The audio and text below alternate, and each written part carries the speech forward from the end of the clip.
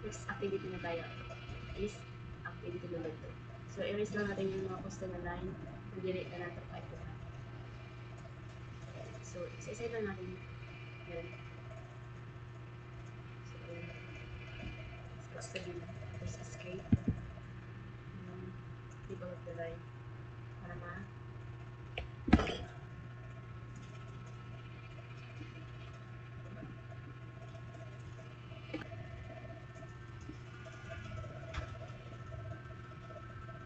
escape. Mga direct na meet. Escape again.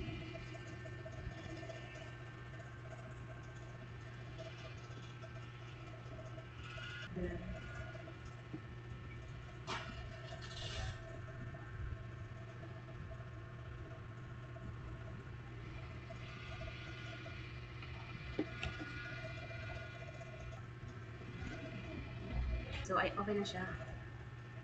So, next na ang move natin is na pull na kita para malagyan sila ng so, para sa rabay na sila mag then type yung height niya. So, ayun.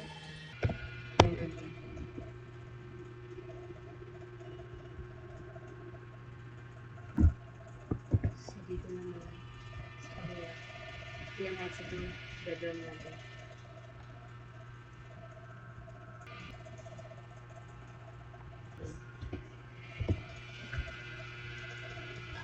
Malagyan naman siya. Magawa na tayo ng door, then window. So, ang kanya is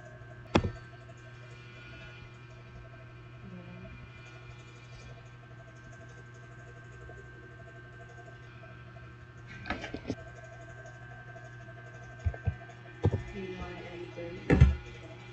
Then, ang sa height naman is 2 enter. So, 1 enter. This sa baba is so, ayun na. So, next is extend lang natin siya para guide sa paggawa ng big wall. Enter. Then, 1 enter. Yung sa baba, para mag-up siya. Bakit? So, lagyan natin siya extend para sa guide sa window. Magagawin natin. Sa midpoint. So, next is line ulit. So, yung midpoint. Then, 1 enter. Then, 1 enter again. And 1 again. So, ayun.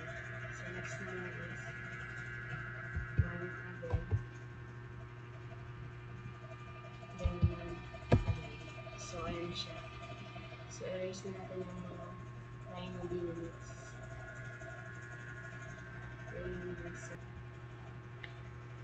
So, bubutasin na natin siya, yung bintana at door.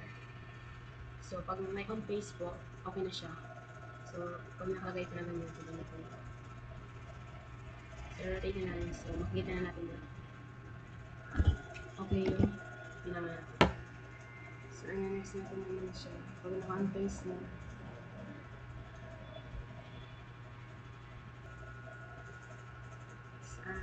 sa window naman, on face na, then ganda din siya. Yung sobra na line.